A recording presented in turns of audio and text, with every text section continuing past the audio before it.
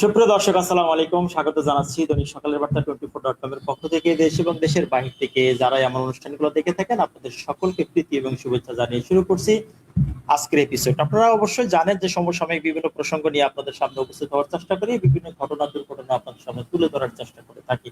এর ধারাবাহিকতায় আমরা মাঝে মধ্যেই আমরা রাজনৈতিক ব্যক্তিদেরকে নিয়ে এবং সমসাময়িক প্রসঙ্গ নিয়ে আলোচনা করার চেষ্টা করি। এর ধারাবাহিকতায় আজকে আমরা সম্মানিত দুজন অতিথিকে আমাদের স্টুডিওতে আমন্ত্রণ জানিয়েছি এবং আজকে তাদের কাছ থেকে আমরা শুনবো রাজনৈতিক প্রেক্ষাপট নিয়ে এবং বর্তমান যে অবস্থা সেই প্রসঙ্গ নিয়ে আমরা আলোচনা করব।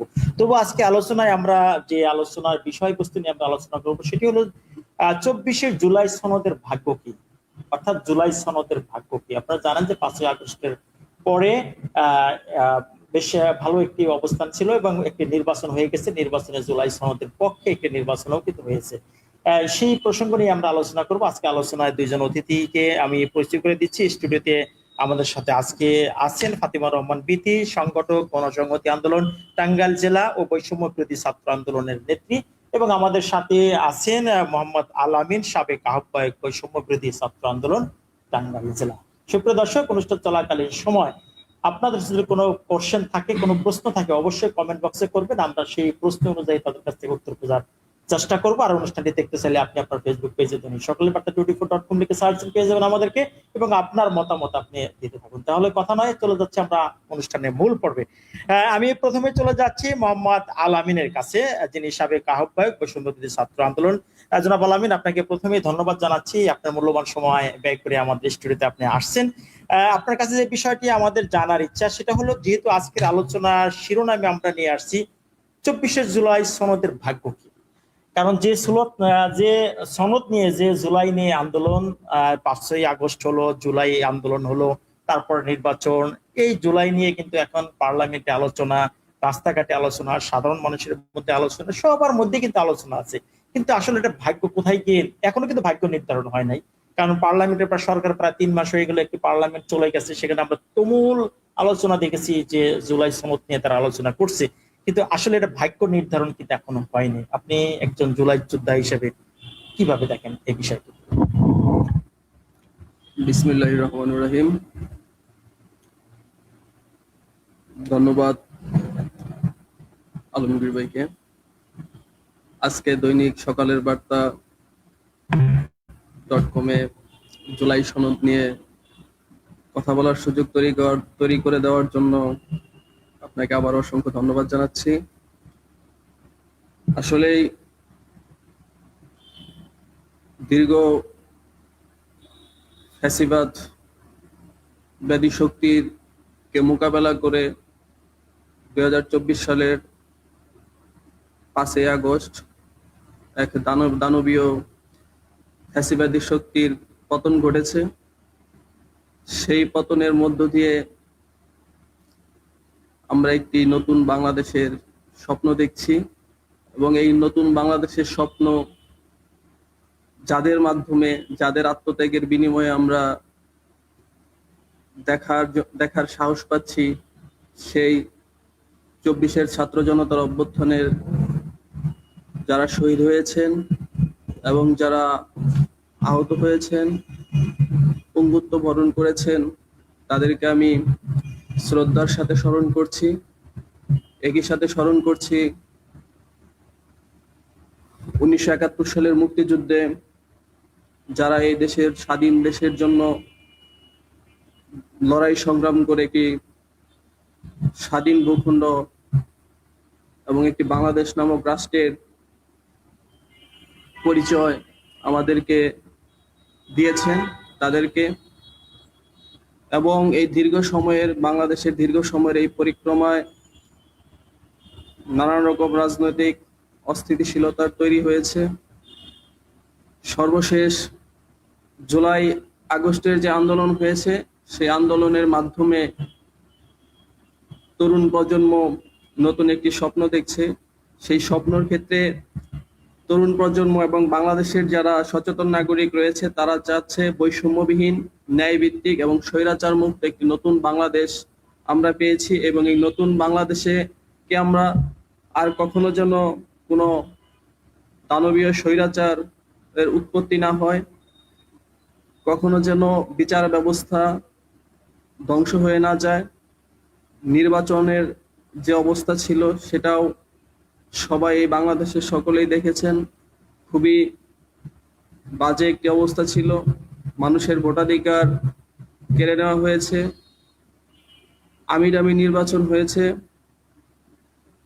রাতে ব্যালট বাক্স ভোট দিয়ে তারা দীর্ঘ সময় এই এই বাংলাদেশে ফ্যাসিবাদী শক্তি কায়েম করেছেন এবং তারা আয়নাগর প্রতিষ্ঠিত করেছেন। আজকে আপনি দেখেন 5ই আগস্টের পরে এই জিনিসগুলো কিন্তু আর নেই, আয়নাগর নেই, মানুষ মুক্তভাবে স্বাধীনভাবে কথা বলতে পারছে, তাদের নিজস্ব যে মতামত আছে, চিন্তা চেতনা আছে, সেগুলো তারা সামাজিক যোগাযোগ মাধ্যম বা যে কোনো জায়গায় যে কোনো প্ল্যাটফর্মে তারা বলতে পারছে। সেই জন্য কিন্তু তাকে কেউ নির্যাতন করছে না, কেউ বাড়ি থেকে তুলে নিয়ে আসছে না, বা অন্যায়ভাবে কোনো হয়রানির শিকার হচ্ছে না। এইগুলাই মূলত আসলে জুলাই আমি একটু সনদের আপনার সাথে একটু জুলাইয়ের করি। ফসল। সেটা হলো যে বাক স্বাধীনতা ফেরত আসলে কি আমরা আসলে সবকিছু ফেরত পেলাম কিনা? বাক স্বাধীনতার সাথে আমাদের অনেক কিছু আছে, অর্থনৈতিক অবস্থা আছে, তারপরে আমাদের সামাজিক অবস্থা আছে। এই বাক স্বাধীনতার পাশাপাশি আমরা রাষ্ট্র অবকাঠামোর মধ্যে কতটুকু ঢুকতে পারছি এবং রাষ্ট্রকে সুন্দর করে সাজানোর জন্য কতটুকু কাজ করার জন্য সরকার কাজ করে যাচ্ছে বলে আপনি মনে করেন? আমি আপনার সাথে অনেকটাই একমত। বাক স্বাধীনতায় ফিরে আসলে সকল কিছুই আমরা পেয়ে যাই না। কারণ আমাদের বর্তমানে আপনি দেখবেন যে বাংলাদেশে প্রায় 18 কোটি মানুষ বসবাস করে। তো বাংলাদেশের আয়তনের তুলনায় জনসংখ্যার পরিমাণটা অনেক বেশি এবং বর্তমান সময়ে বেকারত্বের হার বেশি, কর্মসংস্থানের ঘাটতি, রাজনৈতিক অস্থিতিশীলতা, দীর্ঘ সময় ফ্যাসিবাদী শক্তি যে বাংলাদেশের যে ইনস্টিটিউট গুলো ছিল সেগুলো প্রায় ধ্বংস করে দিয়েছে। সকল কিছু মিলিয়ে বর্তমান সময়ে এইগুলোর পুনর্গঠন করতে হবে। তো আপনি খেয়াল করে দেখবেন জুলাই সনদে কিন্তু বাংলাদেশের প্রতিটি ইনস্টিটিউটের কথা বলা হয়েছে, যে যে প্রতিষ্ঠানগুলো ধ্বংস করা হয়েছে সেগুলো পুনর্গঠন করে নতুন একটা রাষ্ট্র ব্যবস্থা তরুণ প্রজন্ম এবং বাংলাদেশকে উপহার দেওয়ার জন্য বাংলাদেশের সকল শ্রেণী পেশার মানুষ কিন্তু চেষ্টা করে যাচ্ছেন। সেই লক্ষ্যে আমাদের কথা বলার স্বাধীনতাটা যে আমরা ফেরত পেয়েছি, কথা বলার স্বাধীনতার যে একটি মুক্ত চিন্তার যে বাংলাদেশ তৈরি হয়েছে দীর্ঘ সময় পরে, এখন আস্তে আস্তে আমার কাছে মনে হচ্ছে আস্তে আস্তে সকল কিছুই একটা সুন্দর স্বাভাবিক পর্যায়ে আসবে, এটা আমি দৃঢ়ভাবে অসংখ্য ধন্যবাদ। বিশ্বাস আমি করি। আপনার কাছে আবার আসবো। আমি চলে যাচ্ছি ফাতেমা রহমান বিথি। আমি আপনার কাছে যাচ্ছি, আপনার কাছে আমার যে বিষয়টা জানতে চাচ্ছি আমি, সেটা হলো যে জুলাই সনদের উপর একটি ভোট কিন্তু হয়ে গেছে। আমাদের জুলাই সনদের ভোটে সেখানে 4টি অপশন ছিল। সেখানে তার মধ্যে সবচেয়ে যে একটি বিষয় ছিল গ নম্বরে, সংসদে নারীর প্রতিনিধিত্ব বৃদ্ধি, বিরোধী দল থেকে ডেপুটি স্পিকার ও সংসদীয় কমিটির সভাপতি নির্বাচন, প্রধানমন্ত্রীর মেয়াদ সীমিতকরণ, রাষ্ট্রপতির ক্ষমতা বৃদ্ধি, বিচার বিভাগের স্বাধীনতা সহ বিভিন্ন বিষয়ে যে 30টি প্রস্তাবে জুলাই জাতীয় সনদে রাজনৈতিক দলগুলোর ঐক্যমত হয়েছে সেগুলো বাস্তবায়ন আগামী নির্বাচনে বিজয়ী দলগুলো বাধ্য থাকবে। যেহেতু আপনার দলের প্রধান জুনায়েদ সাকি মহোদয়, তিনি বর্তমানে মন্ত্রিত্ব দায়িত্ব আছেন এবং সরকারের একটি অংশ হিসাবে আছেন, এই জুলাই সনদ নিয়ে যে পরিমাণ আলোচনা পার্লামেন্টে হয়েছে এবং আপনারা জুলাই সনদটাকে যেভাবে ধারণ করার জন্য কাজ করে গেছেন, বাস্তবে কি আসলে এটা হচ্ছে কিনা এবং এটার আসলে ভাগ্য কোথায় গিয়ে ঠেকবে? 3 মাসেও কিন্তু আমরা এটার ভাগ্য নির্ধারণ করতে পারলাম না। জি, ধন্যবাদ। দৈনিক সকালের বার্তা আনন্দ ভাই আপনাকে।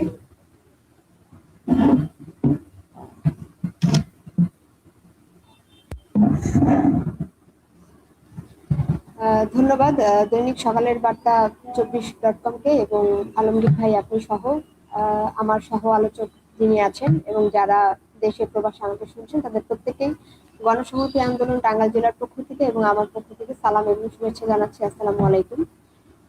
এবং সেই সাথে শুরুতেই 2024-এর যে ছাত্র শ্রমিক জনতার গণ অভ্যুত্থানে যারা শহীদ হয়েছেন, বিশেষত আমাদের টাঙ্গাইলের মারুফ, ইমন, সাজিদ সহ যে 1400 প্রাণ বিসর্জন আত্মত্যাগ করেছেন এবং যারা পঙ্গুত্ব বরণ করেছেন তাদের প্রত্যেকের প্রতি আমার শ্রদ্ধা জানাচ্ছি। আপনার যে প্রশ্নটা জুলাই সনদ, প্রথমে আসলে আমাদের বোঝা উচিত কিংবা জানা উচিত জুলাই সনদটা আসলে কি।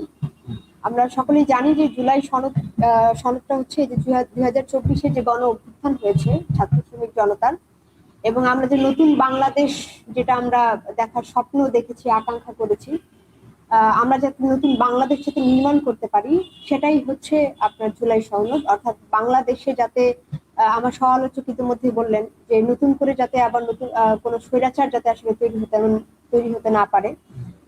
আপনি জানেন যে জুলাই সনদে কিন্তু 84টি সংস্কার প্রস্তাব দেওয়া হয়েছিল, যেটির মধ্যে আপনি নিজেও বললেন যে 30টির মতো সকল রাজনৈতিক দল যারা ঐক্যমত্য হয়েছেন।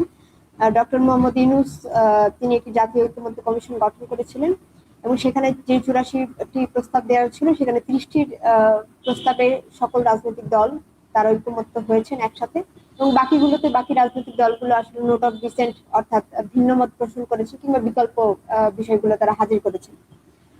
এখন বিষয় হচ্ছে যে গণভোটের যে বিষয়টা আর কি বললেন, আমাদের ডক্টর মোহাম্মদ ইউনূস, আমি বলবো যে এখানে একটু শুভঙ্করের ফাঁকি রেখেছেন যে আমাদের সবাইকে আমরা দেখবো যে সরকারের পক্ষ থেকে কিন্তু এই ধরনের কোনো প্রচারণা হওয়ার কথা না যে আপনি গণভোটে হ্যাঁ দিবেন নাকি না দিবেন, এটা সম্পূর্ণ কিন্তু জনগণের ব্যাপার। কিন্তু আমরা দেখেছি যে নির্বাচনের সময় 2026-এ যে নির্বাচন হলো, সেই নির্বাচনে আমরা দেখেছি যে ডক্টর মোহাম্মদ ইউনূস সরকার অর্থাৎ অন্তর্বর্তীকালীন সরকারের পক্ষ থেকেই আপনার হচ্ছে প্রচারণা করা হচ্ছে যে আপনারা সকলেই গণভোটে হ্যাঁ দিবেন। একটি নির্বাচনে গণভোটে হ্যাঁ হবে নাকি না হবে এটা জনগণের একান্ত ব্যক্তিগত ব্যাপার এবং তার গণতান্ত্রিক অধিকার। এবং সেই জুলাই সনদে আপনি যে হ্যাঁ দিবেন, জুলাই সনদে কি আছে কি রয়েছে এটা কিন্তু জনগণকে আসলে জানানো হয়নি সঠিকভাবে। যার কারণে আমি বলবো যে এখানে একটা গণভোটে একটা শুভঙ্করের ফাঁকি অন্তর্বর্তীকালীন সরকার সেটা দিয়ে দিয়েছে। এখন এর পরবর্তীতে যখন সরকার প্রধান হলেন বিএনপি এবং সেই যখন জাতীয় ঐক্যমত্যের দীর্ঘদিনের একটি আলাপ আলোচনা, বিভিন্ন বৈঠক হয়েছে, সেখানে কিন্তু আলাপ আলোচনায় এই ব্যাপারগুলো উঠে এসেছে যে নির্বাচনে যিনি কিংবা যারা যেই দল জয়ী হবেন তাদের একটি বেশিরভাগ অংশই হচ্ছে এই জুলাই সনদ যেটি রয়েছে সেটি বাস্তবায়ন করবেন এবং সেটি অন্যান্য রাজনৈতিক দলের সাথে আলাপ আলোচনার মাধ্যমে। আমরা দেখেছি যে নির্বাচন গেছে প্রায় 3 মাস হয়েছে আর কি, এবং আমরা পার্লামেন্টে দেখছি, জাতীয় সংসদে দেখছি জুলাই সনদ নিয়ে নানান ধরনের তর্ক বিতর্ক রয়েছে সরকার দল এবং বিরোধী দল সহ। এবং এখানে আমার একটি কথা হচ্ছে যে এখানে আমরা যখন দেখছি যে জুলাই সনদ নিয়ে আমি স্পেসিফিক ভাবে একটি দলের নাম উল্লেখ করতে চাচ্ছি, ধরেন এনসিপি, জাতীয় নাগরিক পার্টি। যখন জুলাই সনদ নিয়ে যখন আলাপ আলোচনা করা হয়েছে কিংবা যখন জুলাই সনদে স্বাক্ষর করা হয়েছে, এবং সেই স্বাক্ষরে আমি নিজেও আসলে উপস্থিত ছিলাম জাতীয় সংসদ ভবনে, 2025 সালের 17ই অক্টোবর এই জাতীয় সনদে স্বাক্ষর করা হয়েছে, সেখানে কিন্তু এনসিপি স্বাক্ষর করেনি। কিন্তু আমরা দেখছি যে নির্বাচনের পরে তারা স্বাক্ষর করেছে এবং তারা তাদের মতো করে একটি জুলাই সনদ সাজাচ্ছে এবং তারা এটা নিয়ে একটা তর্ক এবং বিতর্কের সৃষ্টির জন্ম দিচ্ছেন। এবং যেখানে আমি মনে করি আমি দেখবো যে সরকার দলের সাথে এবং জনগণের সাথে তারা একটা বিরোধ সৃষ্টি করার চেষ্টা করছেন যে সরকার দল আসলে জুলাই সনদ বাস্তবায়ন করতে আসলে তারা চাচ্ছে না। কিন্তু আমরা দেখবো পার্লামেন্টে বারবার করে কিন্তু বলা হচ্ছে যে যারা সরকার প্রধান কিংবা সরকার দলীয় সরকারের পক্ষ থেকে কিন্তু বারবার করে বলা হচ্ছে যে জুলাই সনদ বাস্তবায়ন করা হবে এবং সেটা সকলকে সাথে নিয়ে। এখন যেটি মূল বক্তব্য যেটি আর কি, যে যখন জুলাই সনদ বাস্তবায়নের আলাপ হয়েছিল যে যারা বেশি সংখ্যাগরিষ্ঠতা নিয়ে যারা পাশ করবে তারাই আসলে জুলাই সনদটা বাস্তবায়ন করবে, সেখানে আসলে এত তর্ক বিতর্কের আসলে বিষয় না। এখন জুলাই সনদ যদি আমি মোটা দাগে বলতে যাই, জুলাই সনদটা আসলে কি, জুলাই সনদটা হচ্ছে স্বৈরাচারী ব্যবস্থার অবসান ঘটাতে হবে। গণতান্ত্রিক যে প্রতিষ্ঠানগুলো রয়েছে, যে আমরা দেখেছি যে বিচার বিভাগ এই দীর্ঘ 17 বছর স্বাধীন ছিল না, নির্বাচন কমিশন স্বাধীন ছিল না, আইন শৃঙ্খলা রক্ষাকারী বাহিনী যারা ছিল তারা এক একটা আপনার হচ্ছে রাজনৈতিক কি বলে প্রভাবযুক্ত ছিল। জুলাই জাতীয় সনদ মানে কিন্তু হচ্ছে যে এগুলো প্রভাব মুক্ত থাকবে রাজনৈতিক দলগুলো থেকে। এবং যেটি আমরা আমাদের দল গণসংহতি আন্দোলন থেকে এই শুধু জুলাই পরবর্তী সময় থেকে না, আমরা দীর্ঘ বছর ধরে আমরা বলে আসছি যে একজন প্রধানমন্ত্রী দুইবারের বেশি অর্থাৎ 10 বছরের বেশি তিনি প্রধানমন্ত্রিত্ব করতে পারবেন না। এটি আমাদের দীর্ঘদিনের আলাপ এবং এটি আমরা দেখছি যে যারা সরকার দলীয় রয়েছিলেন কিংবা আমরা যখন ফ্যাসিবাদ বিরোধী আন্দোলন করেছি, বিএনপি সহ 39টি রাজনৈতিক দল 2024-এ যখন আমির আমির নির্বাচন হয়েছে তার আগে আমরা যখন ফ্যাসিবাদ বিরোধী আন্দোলন করেছি দীর্ঘ সময় ধরে, তখন আমরা যখন 31 দফা আমরা আমাদের যে জোট ছিল গণতন্ত্র মঞ্চ, গণসংহতি আন্দোলন সহ এবং বিএনপি, তারাও কিন্তু 31 দফা দিয়েছিল এবং সেখানে কিন্তু তারাও আসলে এই বিষয়টি উল্লেখ করেছিলেন, হ্যাঁ একজন প্রধানমন্ত্রী দুইবারের বেশি প্রধানমন্ত্রীতে থাকতে পারবে না, অর্থাৎ ক্ষমতার একটি ভারসাম্য রক্ষা হবে। এবং মূল বিষয় যেটি আমি মনে করি জুলাই সনদের, সেটি হচ্ছে এই যে বাংলাদেশ যেটি আমরা ছাত্র শ্রমিক জনতার অভ্যুত্থানের মধ্য দিয়ে আমরা অর্জন করেছি, যেই দেশে বৈষম্য থাকবে না, যেই দেশে একজন শিক্ষার্থী তার শিক্ষা শেষে কাজ পাবে। একটি মজার বিষয় বলি যে আমি যখন আপনার এই টকশোতে আসছিলাম আর কি, আজকে আমি 2বার বের হয়েছি বাসা থেকে। প্রথমবার যখন বের হয়েছে একজন নতুন রিক্সা চালক তিনি আমাকে বলছিলেন, আপা আমি নতুন এসেছি, 4-5 দিন ধরে রিক্সা চালাচ্ছি, আপনি একটু আমাকে চিনাই দেন আমি কোথায় যাবো। আমি বলছি আচ্ছা ঠিক আছে। তাকে আমি কিছু জিজ্ঞেস করিনি, কিন্তু আমি যখন আপনার এখানে অনুষ্ঠানে আসছিলাম যে রিক্সাটাতে আমি চলেছি, তিনি আমাকে একই কথা বলছিলেন। আমি যখন বললাম থানার সামনে যাব, তিনি বললেন যে আপা আমি তো চিনি না, কয়েকদিন ধরে এসেছি, তো আমাকে একটু রাস্তা চিনাই দেন। আমি আচ্ছা ঠিক আছে। এবং তাকে আমি জিজ্ঞেস করেছি আপনি রিক্সা চালানোর আগে কি কাজ করতেন। তুমি আমাকে বললেন যে আমি একটি কোম্পানিতে চাকরি করতাম। তো বললাম কোম্পানিতে চাকরি করতেন, কি হয়েছিল? আমাকে কোম্পানি থেকে ছাঁটাই করে দেওয়া হয়েছে। এই যে কর্মসংস্থান, এই যে বেকারত্ব যে বৃদ্ধি, এই বেকারত্ব যাতে বৃদ্ধি না পায়, শিক্ষা শেষে যাতে কর্মসংস্থানের সুযোগ হয়, এই যে যাদেরকে এই আমরা দেখবো 2024 অন্তর্বর্তীকালীন সরকারের সময়ও আমরা দেখবো যে প্রচুর প্রচুর পরিমাণ বেকারত্ব বাড়ছে। আমি আপনার সাথে যোগ করতে চাচ্ছি যে আমরা 91 নির্বাচন দেখেছি, তারপর 96 দেখলাম, তারপরে আরো কয়েকটা নির্বাচন দেখলাম। আমাদের বাংলাদেশের সংবিধান একটি অনেক বড় একটি সংবিধান আছে। সেই সংবিধানের নির্বাচনগুলো হবে সংবিধানের আলোকে, এটাই সবসময় আমরা বিগত দিনে দেখে আসছি। এখন যে জুলাই সনদের জন্য আমরা যে কথাগুলো বলে আসছি, জুলাই সনদের স্ট্রাকচার গুলো যে দাঁড় করিয়েছে, একটি দেশের সংবিধান যদি সচল থাকে, সংবিধান যদি অ্যাক্টিভ থাকে, তাহলে সে দেশে কোনো জুলাই বলেন জুন বলেন কোনো সনদেরই প্রয়োজন হয় না। আমাদের দেশে আন্দোলনের মধ্য দিয়ে জুলাই সনদটা আসলো, সকলের যে চাহিদা পূরণ করার জন্য জুলাই সনদের জন্য যে এত কিছু করা হলো, সেই জুলাই সনদটা এত কেন কথা হচ্ছে, হয় হবে হয় হবে না, এটাকে আসলে রাজনৈতিক ভাবে এটা কি আসলে কোনো ধরনের তকমা লাগানোর সুযোগ আছে কিনা, যে না এটাকে ব্যবহার করে কোনো রাজনৈতিক দল ফায়দা নিবে কিংবা কোনো সংগঠক ফায়দা নিবে কিংবা কোনো কিছু, নাকি এটা এখানকার জায়গায় এখানেই থাকবে, এরকম কোনো কিছু হচ্ছে কিনা? জি, আমি জুলাই সনদে কিন্তু একটা জিনিস মিস করে গেছি। জুলাই সনদে কিন্তু সংবিধান সংস্কার বিষয়ে কিন্তু আলাপ রয়েছে আর কি, সংবিধানে হ্যাঁ কি কি বিষয় আসলে পরিবর্তন হবে। সেখানে বিশেষত কিন্তু 70 অনুচ্ছেদ নিয়ে বারবার করে আলোচনা করা হয়েছে। আমরা আমাদের গণসংহতি আন্দোলন সেই 2002 সাল থেকে জন্মলগ্ন থেকে আমরা বলে আসছি সংবিধান সংস্কার প্রয়োজন এবং 70 অনুচ্ছেদ বাতিল করা প্রয়োজন। এবং সেই 70 অনুচ্ছেদে আসলে কি রয়েছে? 70 অনুচ্ছেদে রয়েছে যে যিনি প্রধানমন্ত্রী থাকবেন তার হাতেই আসলে সকল ক্ষমতা কেন্দ্রীভূত থাকবে, অর্থাৎ তার দলের যদি কোনো সংসদ সদস্য থাকে, অর্থাৎ ধরলাম যে বিগত যে পতিত ফ্যাসিস্ট আওয়ামী লীগ সরকার, তার যিনি সংসদ সদস্য রয়েছিলেন, তিনি যদি তার দলের বিরুদ্ধে কোনো কথা বলেন তাহলে তার সংসদ সদস্য বাতিল করা হবে।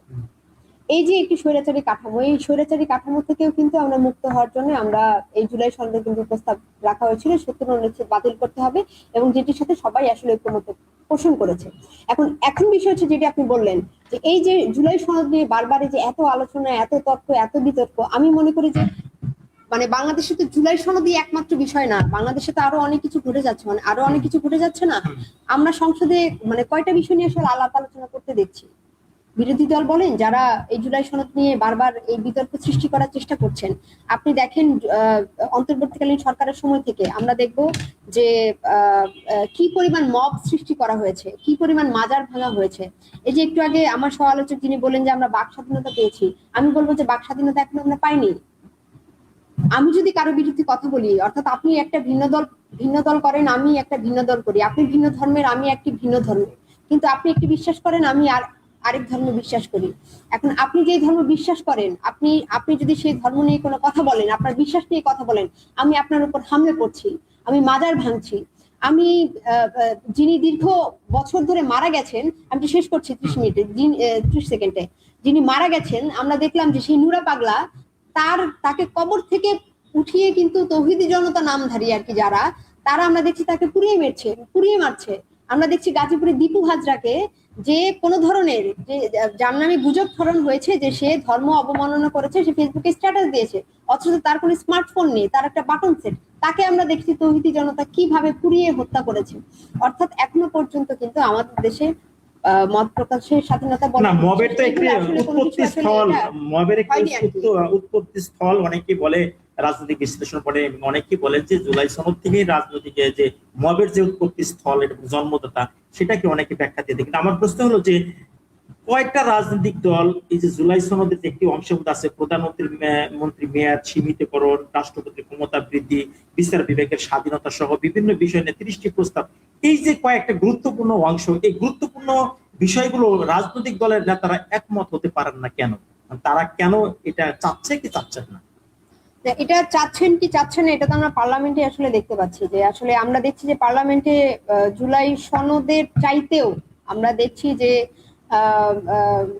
বিরোধী দল বলেন কিংবা সরকারি দল যারা আছেন, তারা এক একজনকে ব্যক্তিগতভাবে আক্রমণটা বেশি হচ্ছে ব্যস্ত আর কি, জুলাই সনদের চাইতে। আমি এই প্রশ্ন আমি আলামিনের কাছে করতে চাচ্ছি যে প্রধানমন্ত্রী মেয়াদ সীমিতকরণ, তারপর রাষ্ট্রপতির ক্ষমতা বৃদ্ধি, বিচার বিভাগের স্বাধীনতা সহ বিভিন্ন বিষয় নিয়ে যে আছে, ডেপুটি স্পিকার আছে, নারীর প্রতিনিধিত্ব বৃদ্ধি, এই যে জুলাই সনদের যে অংশগুলো, এটা তো মানুষের জনগণের একটু চাওয়া, মনের চাওয়া। অনেকে বলছে যে আমরা আর পরিবারতন্ত্রের মধ্যে থাকতে চাচ্ছি না, পরিবারতন্ত্রের বাইরে চলে আসতে চাচ্ছি একটি সমৃদ্ধ দেশ গঠন করার জন্য। এই যে জুলাই সনদের যে ব্যাখ্যাগুলো যেভাবে দিচ্ছে না কেন, এইটা নিয়ে আসলে কালক্ষেপণ করার পিছনে কি অন্য কোনো কারণ আছে, নাকি অ্যাকচুয়ালি এটাকে নিয়ে আবার রাজনীতি শুরু হবে? আপনারা কি মনে করেন? প্রধানমন্ত্রী এবং রাষ্ট্রপতি, আমরা বিগত সময় দেখেছি যে প্রধানমন্ত্রীর হাতে সকল ক্ষমতা ন্যস্ত থাকছে এবং প্রধানমন্ত্রী যেভাবে বলছে সেভাবে রাষ্ট্র কাঠামো এবং রাষ্ট্র ব্যবস্থা পরিচালনা হয়ে আসছে। তো সেই জায়গা থেকে আমাদের এই ফ্যাসিবাদ কাঠামো চলে যাওয়ার পরে জুলাই সনদের যেটা হলো যে প্রধানমন্ত্রী এবং রাষ্ট্রপতির ক্ষমতার মধ্যে একটা ভারসাম্য বজায় রেখে রাষ্ট্র পরিচালনা করা। সেই ক্ষেত্রে জুলাই সনদে বলা হয়েছে, এখন জুলাই সনদটা আপনি সংসদে দেখবেন, সংসদে একটা অধিবেশন হয়েছে দীর্ঘ সময়, সংসদে আপনি দেখবেন যে অনেক আলোচনাই হয়েছে, জুলাই সনদ নিয়ে অনেক কথা হয়েছে। কিন্তু মানে আমি একটু অতীতের দিকে ফিরে যেতে চাচ্ছি। আপনি দেখবেন 1952 সালে ভাষা আন্দোলন হয়েছে, 71-এ মুক্তিযুদ্ধ হয়েছে, বাংলাদেশ নামে একটি নতুন রাষ্ট্র হয়েছে। আপনি তারপরে দেখবেন স্বাধীনতা পাওয়ার পরে বাংলাদেশে বাকশাল ব্যবস্থা কায়েম করা হয়েছে। আবার স্বাধীনতার বিপক্ষের একটা শক্তি বাংলাদেশে রাজনীতি করার সুযোগ সৃষ্টি করার জন্য চেষ্টা করেছে। তো বাকশাল এবং এদের স্বাধীনতা বিপক্ষের শক্তি যারা ছিলেন, যারা স্বাধীনতাটাকে চায় নাই, তারা কিন্তু একটা সময় শহীদ প্রেসিডেন্ট জিয়াউর রহমান, বহুদলীয় গণতন্ত্র যাকে প্রবক্তা বলা হয়, তিনি এই বাকশাল যারা কায়েম করেছে এবং যারা স্বাধীনতা চায় না, তাদের কিন্তু এই বাংলাদেশে রাজনীতি করার সুযোগ সৃষ্টি করে দিয়েছে। তো দেখেন, এটা কিন্তু একটা রাজনৈতিক একটি ব্যালেন্স রাখার জন্য উনি হয়তো এই কাজটা করেছেন, বা সকল দলমত নির্বিশেষে যারা নিষিদ্ধ ছিল বা যারা যে অপরাধী করে থাকুক না কেন, সকলকে ক্ষমা সুন্দর দৃষ্টিতে দেখে সে একটি নতুন বাংলাদেশ তৈরি করার জন্য চেষ্টা করেছে। কিন্তু আপনি দেখবেন তারপরেই থেকেই এই যে যারা বাকশাল কায়েম করেছিল, তারা আবার পুনরায় ফ্যাসিবাদী কাঠামোর সৃষ্টি করেছে। এবং এই যে যারা আবার আপনার হলো স্বাধীনতা বিপক্ষের শক্তি ছিল, তারা কিন্তু এখন মস্ত বড় স্বাধীনতা পক্ষের শক্তি হিসাবে নিজেকে আবির্ভূত করেছেন। তো সবকিছু মিলিয়ে বর্তমান সময়ে এই 5 আগস্টের পরেও দীর্ঘ সময় অন্তর্বর্তীকালীন সরকার দেশকে একটি স্থিতিশীল পর্যায়ে আনার চেষ্টা করেছেন। আমার সমালোচক যিনি যেটি বললেন যে মব সৃষ্টি করা হয়েছে, আসলে সত্যিকার অর্থে মব, মানে আমরা তো আসলে 5 আগস্টের যে আন্দোলনটা, জুলাই আগস্টের আন্দোলনটা, সেই আন্দোলনটা ওতপ্রোতভাবে মানে যতটুকু নিজের শক্তি সামর্থ্য মেধা শ্রম দেওয়ার মতন অবস্থান ছিল চেষ্টা করেছি, এবং আল্লাহর রহমতে আমরা এই ফেসিবাদ থেকে মুক্ত হয়েছি। কিন্তু ফেসিবাদ থেকে মুক্ত হওয়ার পরে আমরা এই নতুন বাংলাদেশকে সুন্দরভাবে সামনের দিকে এগিয়ে নেওয়ার জন্য সর্বাত্মকভাবে চেষ্টা করেছি। কিন্তু চেষ্টা করতে গিয়ে আমরা নানান রকম জিনিস বুঝতে শিখছি। রাজনৈতিক মারপ্যাচ, কার কি এজেন্ডা বাস্তবায়ন। আপনারা কি এটা মনে করেন কি যে যে রাজনীতির মধ্যে রাজনীতি ঢুকে গেছে, কারণ জুলাই সনদ নিয়ে আরেকটা রাজনীতি শুরু হয়ে গেছে? এখন জুলাই সনদ নিয়ে আরেকটা রাজনীতি চলছে। জুলাই সনদ নিয়ে যে রাজনীতিটা আছে সেটা চলছে। এখন সেটা আসলে ভবিষ্যৎ রূপরেখা কি হবে সেটা এখন আমরা বুঝে উঠতে পারতেছি না। তবে যারা এই অন্তর্বর্তীকালীন সরকারের পরে যে নির্বাচনটা হয়েছে, যারা নির্বাচিত সরকার, যারা সরকার প্রধান হিসাবে সংসদে আছেন, তারা যেটা বলছেন, আমি আপনার কাছে আরেকটা বিষয় জানার চেষ্টা করি, 30 সেকেন্ডে এর সাথে যুক্ত করে দেই। হ্যাঁ। জুলাই যোদ্ধাদের মধ্যে দুটি গ্রুপ হয়ে গেছে, একটি সরকারের পক্ষে হয়ে গেছে, আরেকটি বিরোধী দলের সাথে যুক্ত হয়ে গেছে। একটি পক্ষ চাচ্ছে জুলাই সনদ বাস্তবায়ন, আরেকটি পক্ষ চাচ্ছে জুলাই সনদ থেকে যেভাবে সরকার যেভাবে বলছে এইভাবে তৈরি করানো। এখন তাহলে জুলাই যোদ্ধাদের মধ্যে যদি দুইটি গ্রুপ হয়ে যায়, ভাগ হয়ে যায়, তাহলে জুলাই সনদটা আসলে বাস্তবায়ন কাদের জন্য করবে? সুন্দর একটি প্রশ্ন করেছে। দেখেন, আপনার এই জুলাই আন্দোলনটা কিন্তু সকল ফেসিবাদী কাঠামো যারা অবসান চেয়েছে, দল মত নির্বিশেষে সকল শ্রেণী পেশার মানুষ এই আন্দোলনে সম্পৃক্ত হয়েছে। এই জায়গায় যেমন বিএনপির সকল নেতৃবৃন্দ ছিল, যেমন গণসংহতি আন্দোলনের সকল নেতৃবৃন্দ ছিল, একইভাবে আপনার বাংলাদেশ জামাতে ইসলামী তারাও কিন্তু ছিল। এখন দুইটা যে ভাগ হয়েছে আন্দোলনের পরে, 5 আগস্ট পরে যখন আন্দোলন সফল হয়েছে, এরা কিন্তু যার যার রাজনৈতিক যে পরিচয় সেই জায়গায় তারা ফিরে গিয়েছে। তারপরে আপনার খেয়াল করলে দেখবেন যে সকলেই তো আর রাজনীতি করে না। এই জায়গাতে কিছু সাধারণ জনতা রয়েছে, তো তারা তাদের যে আপনার চিন্তা ভাবনা, সেই চিন্তা তারা কিন্তু যারা সাধারণ যারা নাগরিক রয়েছেন তারা কিন্তু একটা জিনিস খুব সুন্দরভাবে চায় যে দেশটা স্থিতিশীল থাকুক, দেশটা শান্তিপূর্ণ থাকুক, আর কখনো যেন আমাদেরকে এই অন্যায় বৈষম্য এবং এই আয়নাঘর এর যে একটি কাঠামো তৈরি করা হয়েছিল এইগুলা যেন দেশের মধ্যে না হয়, আমরা শান্তিতে দুমুঠো।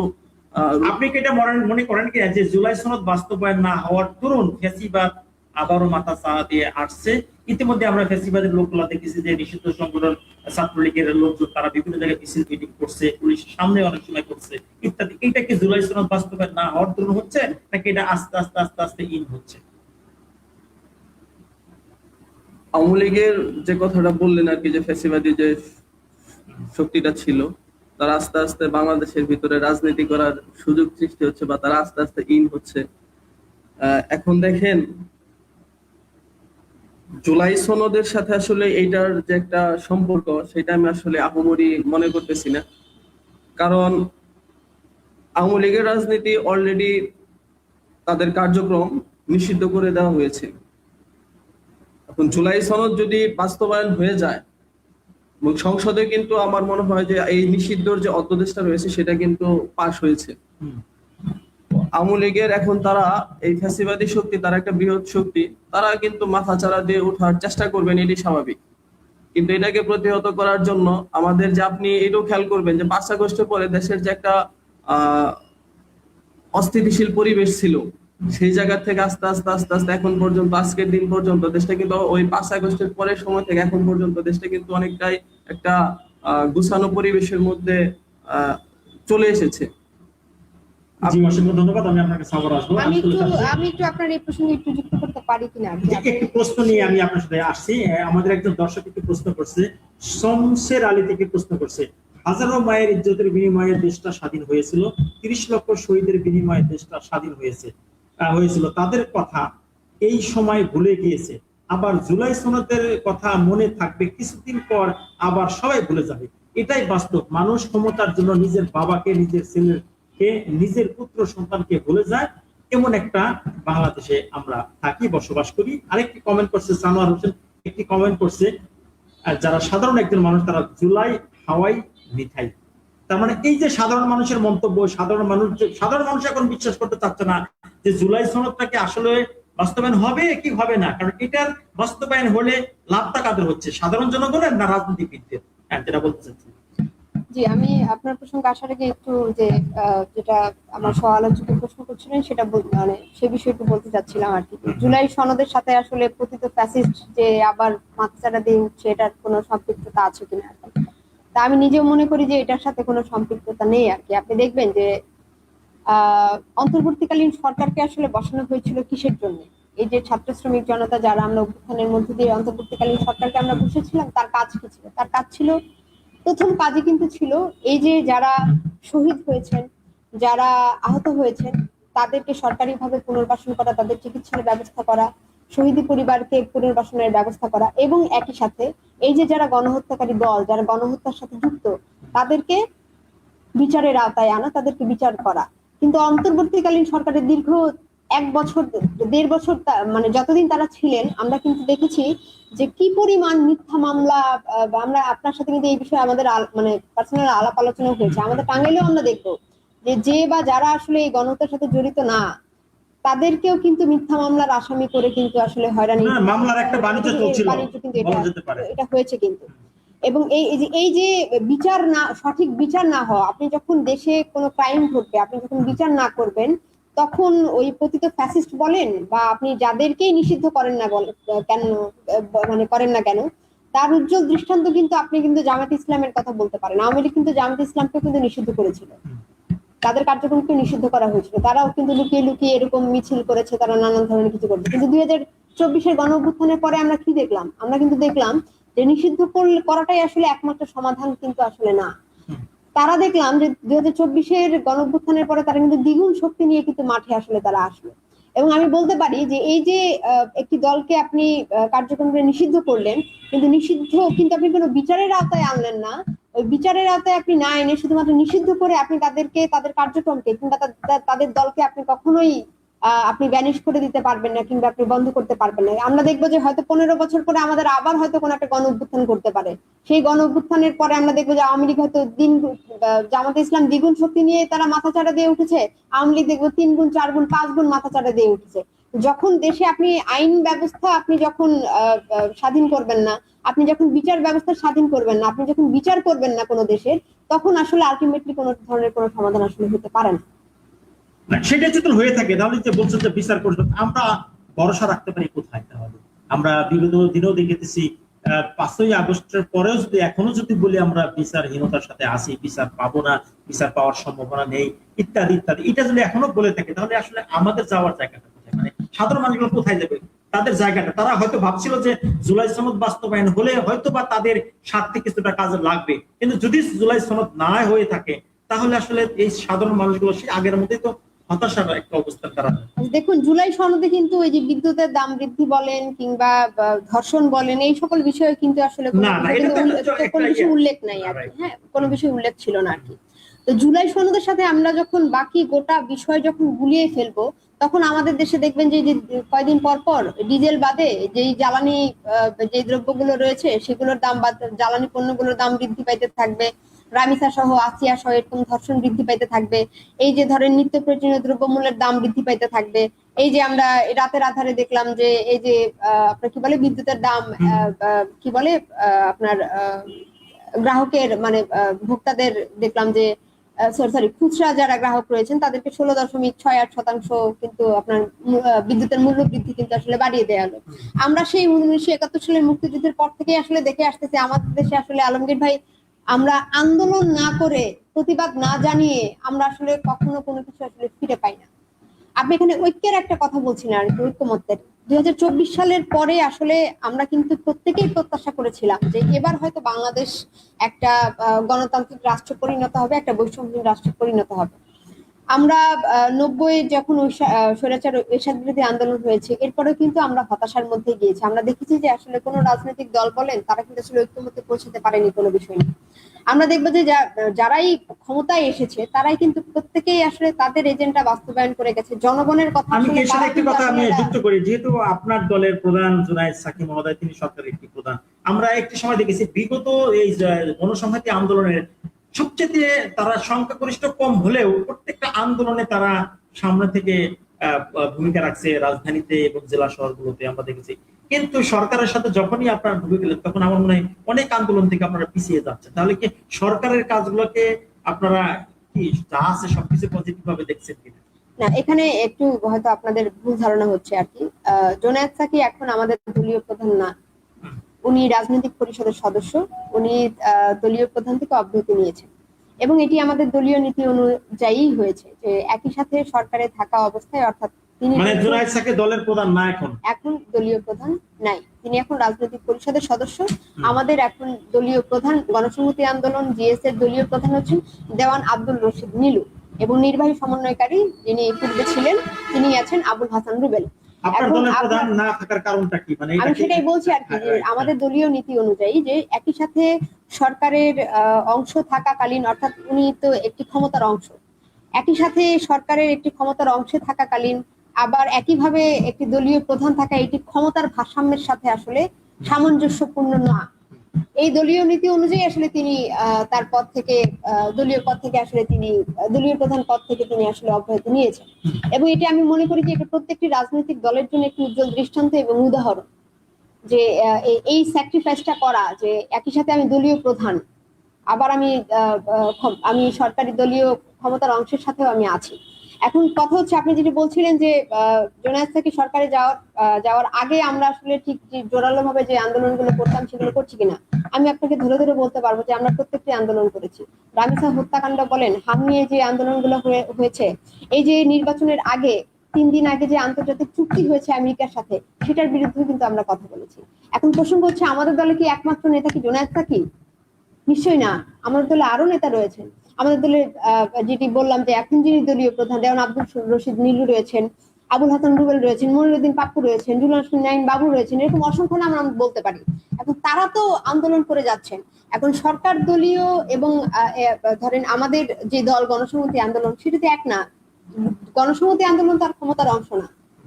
গণসংহতি আন্দোলন যেহেতু ক্ষমতার অংশ না, আমরা বাংলাদেশে বেঁচে থাকাকালীন আমাদের দল যতদিন থাকবে ততদিন পর্যন্ত যত ন্যায্য আন্দোলন সংগ্রাম হবে জনগণের পক্ষে, মানে অর্থাৎ আমরা কিন্তু বলে থাকি, কিংবা আমরা এটা মানিও, যে জনগণের বৃহত্তর স্বার্থের বাইরে গণসংহতি আন্দোলনের আলাদা আর কোনো স্বার্থ নাই। আমরা আন্দোলন করে যাচ্ছি, আমরা প্রতিবাদ করে যাচ্ছি। সেটি হয়তো আপনাদের চোখে পড়ছে না, কারণ এই কারণেই পড়ছে না কারণ আপনারা মনে করছেন যে জুনায়েদ সাকি যেহেতু এতদিন ভোকাল ছিল, জুনায়েদ সাকি কেন কথা বলছেন না। জুনায়েদ সাকি তার জায়গা থেকে, তিনি এখন মাননীয় পরিকল্পনা প্রতিমন্ত্রী, তিনি তার দায়িত্ব পালন করছেন। আমাদের দল দায়িত্ব পালন করছেন, আমি বলে মনে করি। অসংখ্য ধন্যবাদ। আমি আপনাকে আসবো। সুপ্রিয় দর্শক, আপনারা দেখতে পাচ্ছেন আজকের আলোচনার বিষয়টা হলো আমাদের 24শে জুলাই সনদের ভাগ্য কি। আসলে জুলাই সনদের ভাগ্য কোথায় গিয়ে দাঁড়াবে, কি অবস্থা হবে, সেটা এখন সময়ের ব্যাপার, সেটা পরে দেখা যাবে। এই প্রসঙ্গ নিয়ে আজকে আলোচনায় আমাদের স্টুডিওতে উপস্থিত আছেন ফাতেমা রহমান বিথি, সংগঠক গণসংহতি আন্দোলন টাঙ্গাইল জেলা ও বৈষম্য বিরোধী ছাত্র আন্দোলনের নেত্রী, এবং আমাদের সাথে আছেন মোহাম্মদ আলামিন, সাবেক আহ্বায়ক বৈষম্য বিরোধী ছাত্র আন্দোলন টাঙ্গাইল জেলা। আপনি অনুষ্ঠান চলাকালীন সময় যদি আপনার কোনো প্রশ্ন থাকে অবশ্যই কমেন্ট বক্সে করতে পারেন, আপনারা সেই প্রশ্নের উত্তর খোঁজার চেষ্টা করবো সম্মানিত অতিথিদের কাছ থেকে। জনাব আলামিন, আপনার কাছে আমি আবার আসছি। সেখানে হচ্ছে এই জুলাই সনদ নিয়ে তো যেভাবে পার্লামেন্টে আলোচনা হচ্ছে, যেভাবে আবার এটা ব্যাখ্যাও দিচ্ছে, আমরা এটাও দেখেছি একজন জুলাই যোদ্ধার বাবা একজন এমপি কে থামিয়ে দিয়েছে মঞ্চে, যে আপনার বক্তব্য আমরা শুনতে চাই না, আমরা জুলাই সনদকে আপনি কি করবেন সেটা করেন। পরবর্তীতে দেখলাম যে এটা নিয়ে ব্যাপক একটি আলোচনা হয়েছে। এই যে জুলাই যোদ্ধারা মাঝে মধ্যে যে তারা ক্ষিপ্ত হয়ে উঠছে, ক্ষিপ্ত না, এটাকে প্রতিবাদের একটি অংশ আমি বলবো, যে তারা জুলাই সনদ নিয়ে যে প্রতিবাদের অংশ হয়ে আসছে, আসলে এটা নিয়ে মানে এরকম যদি হতে থাকে তাহলে কি এটার ভাগ্য কি আসলে সুফল হবে কিনা? আসলে জুলাই সনদ বর্তমান বাংলাদেশের মানুষের একটি প্রাণের দাবি। জুলাই সনদ যদি বাস্তবায়ন হয় তাহলে বাংলাদেশের একটি সকল শ্রেণী পেশার মানুষের একটি ভাগ্যের উন্নয়ন হবে, এরকম একটি চিন্তা ভাবনা সবাই আমরা করছি। কিন্তু দেখেন, এই জুলাই আন্দোলনে প্রায় 1400 শহীদ হয়েছেন, প্রায় 30,000 প্লাস আহত হয়েছেন। তো এখন আপনি জুলাই সনদটা যদি বাস্তবায়ন করতে চান, এটা কিন্তু আপনার এই আন্দোলনের যে একটি তীব্র ভূমিকা যারা ছিলেন, যারা সম্মুখ সারির যোদ্ধা ছিলেন, যারা সামনে এগিয়ে গিয়েছেন সাহসিকতার সহিত, তারাই কিন্তু প্রাণ দিয়েছেন। আপনি যে ঘটনাটা বললেন সেটা আমিও দেখেছি। তো এখন আমাদের বর্তমান বাংলাদেশে, আমি আমার কথায়, যারা আমার কথা শুনছেন কেউ মনে কষ্ট নিয়েন না, আমি এতটুকু বলতে চাই, বর্তমান বাংলাদেশের যে একটি অবস্থান আছে সেটা যদি আমরা ধৈর্য সহকারে বিবেচনা করে সামনের দিকে এগিয়ে যেতে চাই, তাহলে আমরা বিএনপি কিন্তু যে সরকার, যারা সরকার প্রধান হিসেবে সংসদীয় যারা সরকার প্রধান আছেন, তারা কিন্তু বলতেছে যে আমরা জুলাই সনদের প্রত্যেকটি বাক্য, প্রত্যেকটি শব্দ আমরা বাস্তবায়ন করব। আসলে আমরা সেই বাস্তবায়ন হওয়ার জন্য আমরা সামনের দিকে তাকিয়ে আছি। যদি বাস্তবায়ন, আমি একটু বলি আপনার, যদি জুলাই সনদ যারা সরকার প্রধান হিসাবে আছেন তারা যদি বাস্তবায়ন না করেন, তাহলে বাংলাদেশের জনগণ আবারও হয়তোবা এই 5 আগস্টের মতো একটি আন্দোলনের ডাক দিবেন এবং তারা তাদের যে অধিকার আছেন সেই অধিকার আদায়ের জন্য সোচ্চার থাকবেন। এটা আমি মনে প্রাণে বিশ্বাস করি, এবং এইটাও বিশ্বাস করি যে সরকার প্রধান হিসাবে যারা আছেন, আমিও আসলে কথা বললে এক একজন এক একভাবে নেওয়ার চেষ্টা করে, সরকার প্রধান হিসাবে যারা আছেন তাদের এখন পর্যন্ত কর্মকাণ্ডে অনেক কিছু ভুল হতে পারে, কিন্তু তাদের জায়গা থেকে এখন পর্যন্ত তাদের যে স্টেটমেন্ট গুলো আছে সেগুলোতে আমি আশাবাদী যে তারা হয়তোবা জুলাই সনদ, মানুষের যে জন আকাঙ্ক্ষা তৈরি হয়েছিল এই আন্দোলন পরবর্তী সময়ে, সেই আকাঙ্ক্ষা তারা বাস্তবায়ন করবেন এবং বাস্তবায়নের জন্য তারাও চেষ্টা চালিয়ে যাচ্ছেন। তো সেই ক্ষেত্রে আমি আসলে আশাবাদী আর কি সামনের দিকে। আসলে সম্পর্কে প্রশ্ন সেটা হলো যে জুলাই সনদ বাস্তবায়ন করলে লাভ কি আর না করলে ক্ষতিটা কি? জুলাই সনদ বাস্তবায়ন হলে লাভ আছে অনেক, কারণ আপনি বিগত সময়গুলোতে সংবিধান কিন্তু বারবার সংশোধনী এসেছে এবং যারা সরকার প্রধান থেকেছেন তারা কিন্তু তাদের নিজেদের ইচ্ছা মতো, নিজেদের ক্ষমতাকে দীর্ঘায়িত করার জন্য বারবার সংবিধানকে সংশোধন করে তাদের মতন তারা রাষ্ট্রকে ব্যবহার করেছেন। কিন্তু জুলাই সনদটা যখন বাস্তবায়ন হবে তখন কিন্তু তারা তাদের মন মতো কিন্তু এই রাষ্ট্র কাঠামোটাকে ব্যবহার করতে পারবে না। তখন একটা জনগণের যে একটি চাওয়া আকাঙ্ক্ষা থাকবে, জনগণের যে প্রত্যাশা থাকবে রাষ্ট্রের কাছে, সেই প্রত্যাশা অনুযায়ী এই রাষ্ট্র পরিচালিত হবে। সেটা যদি হয়, আমি সংবিধানকে মানছি না, সংবিধানের বহির্ভূত অনেক কাজ করে ফেলছে সরকার, তাহলে সংবিধানকে মানছি না, জুলাই সনদকে যে মানতে হবে এর বাধ্যবাধকতা। সংবিধানকে আপনি মানছেন না কি? আপনি বর্তমান সরকার কি সংবিধানকে মেনে না? সরকার সংবিধান মানছে। আমি বলছিলাম যে বিগত দিনে সংবিধানকে ভায়োলেট করে তো অনেক সময় অনেক কিছু করে ফেলছে। যেমন সেই সংবিধানের কথা যদি বলি, যে যেমন রাষ্ট্রপতি এখন বর্তমান আছে, উনি আর কোন সংবিধানের বলে আছে? তারপরে জুলাই সনদ তো হলো, সরকার প্রধান হলেন ডক্টর ইউনূস হলেন, এটাই আসলে কোন সংবিধান? বিগত আবার সংবিধানের আলোকের বাইরে গিয়েও কিন্তু নির্বাচন, আমরা অনেক কিছু দেখেছি, মানে বিশ্লেষকদের কাছ থেকে শুনলে করে সংবিধানের বহির্ভূত অনেক কাজই করছে, তারপরে কিন্তু রাষ্ট্র কাঠামো হয়ে গেছে। এখন আগামীতে যে জুলাই সনদকে যে মানবে না, আপনি করলেন জুলাই সনদ হলো, কিন্তু যদি না মানে, সেটা আসলে মানে না মানার তো একটা ট্রেডিশনাল আমাদের আছে, আর সংস্কারের তো একটা ট্রেডিশনাল আমাদের আছে। আসলে জুলাই সনদটা মানা বা সংবিধান মেনে রাষ্ট্র পরিচালনা করা হলো রাষ্ট্রের একটি মূলনীতি। সংবিধান হলো একটি রাষ্ট্রের যে আইন কাঠামো, সেই অনুযায়ী এই রাষ্ট্র পরিচালিত হয়। তো এখন সংবিধান না মেনে যদি কাজ করে, তাহলে তো আমার মনে হয় সংবিধান যে না মেনে কাজ করলে সেটা তো রাষ্ট্রদ্রোহী কাজ হওয়ার কথা।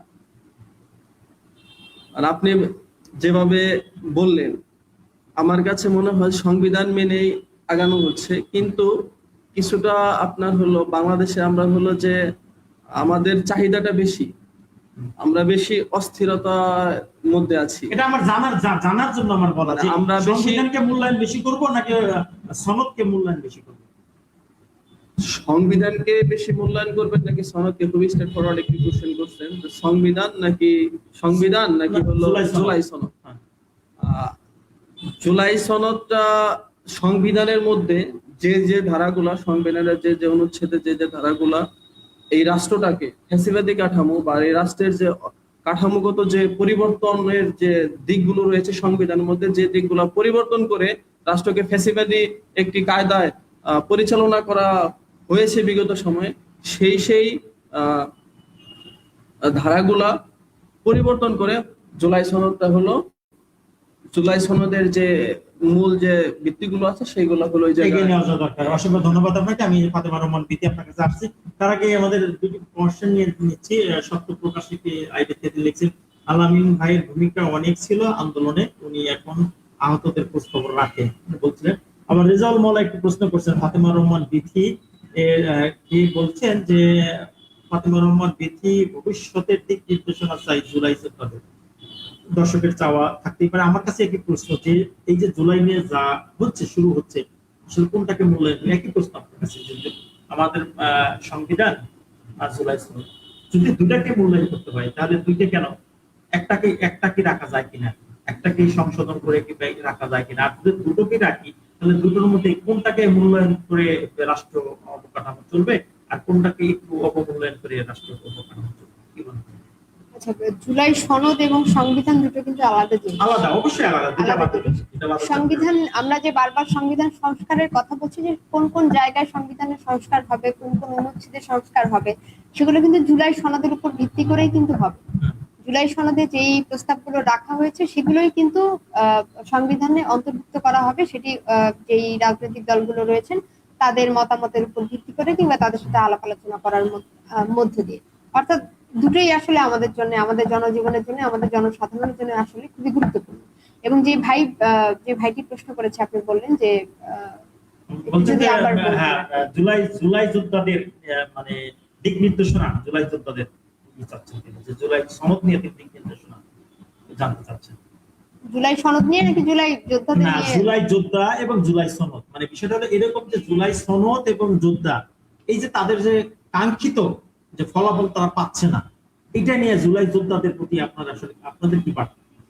আমাদের বার্তা হচ্ছে, মানে আমার বার্তা হচ্ছে, আমি বারবার করে 2024-এর গণঅভ্যুত্থানের পরে বারবার আমি চেষ্টা করেছি, যারা আমরা একসাথে আলামিন সহ আমরা আরো যারা ছিলেন আমাদের সাথে সহযোদ্ধা, আমরা প্রত্যেকের মধ্যে কিন্তু একটা ঐক্য ধরে রাখার চেষ্টা করেছি। আমার জায়গা থেকে এটা খুবই প্রবল পরিমাণে ছিল। আমি চেষ্টা করেছি সবাইকে ঐক্যবদ্ধভাবে থাকার জন্য, কারণ আমি মনে করি যে ঐক্যবদ্ধতাই আসলে শক্তি। আমরা যখন ঐক্যবদ্ধ থাকবো তখন এই যে নানান ধরনের সংকটের আমরা যে সম্মুখীন হচ্ছি, নানান ধরনের সমস্যার সম্মুখীন হচ্ছি, জুলাই সনদ নিয়ে নানান ধরনের তর্ক বিতর্ক হচ্ছে, এগুলো আসলে তৈরি হতো না। কিন্তু আপনি জানেন যে বৈষম্য বিরোধী ছাত্র আন্দোলন যে প্ল্যাটফর্মটা ছিল, ওই প্ল্যাটফর্মটা কিন্তু কোনো একক দলের ছিল না কিংবা কোনো একক ব্যক্তির ছিল না। জুলাই বৈষম্য বিরোধী ছাত্র আন্দোলনে কিন্তু আপনার গণসংহতি আন্দোলন বলেন, ছাত্র ফেডারেশন বলেন, ছাত্রদল বলেন, বিএনপি বলেন, জামাত ইসলামী বলেন, শিবির বলেন, যত রাজনৈতিক দল ছিল সবাই কিন্তু একই কাতারে আমরা কোনো অপশন ছিল না। তখন লক্ষ্য একটাই ছিল যে আমরা এই স্বৈরাচার সরকারের আমরা পতন চাই। কিন্তু যখন পতনটা ঘটলো, ঠিক সেই মুহূর্তে কারা আসলে এই বৈষম্য বিরোধী ছাত্র আন্দোলনটাকে আসলে বিভক্ত করার চেষ্টা করলো কিংবা বিভক্ত করলোই হচ্ছে গিয়ে যারা ঢাকা থেকে সর্বপ্রথম নেতৃত্ব দিয়েছে, আপনি হাসনাত আব্দুল্লাহ থেকে শুরু করে নাহিদ বলেন, সার্জিস আলম, যারা রয়েছিল আর কি, তারা প্রত্যেকেই আসলে তারা একটা সিদ্ধান্ত নিল যে যদি কেউ কোনো রাজনৈতিক ছাত্র সংগঠনের সাথে যুক্ত থাকে তারা বৈষম্য বিরোধী ছাত্র আন্দোলনের কমিটিতে থাকতে পারবে না। যদি থাকতে চায় তাহলে তার ছাত্র সংগঠন থেকে পদত্যাগ নিয়ে তারপর হচ্ছে গিয়ে আপনাকে ছাত্র সংগঠনে যুক্ত থাকতে হবে। এবং আমাকে এই অফার দেওয়া হয়েছে, আমি সেটা না করে দিয়েছি, কারণ আমি দীর্ঘদিন ধরে আমি আমার ভীষণ জানি, আমি আমার লক্ষ্য জানি, আমি ছাত্র ফেডারেশনে দীর্ঘদিন ধরে যুক্ত ছিলাম।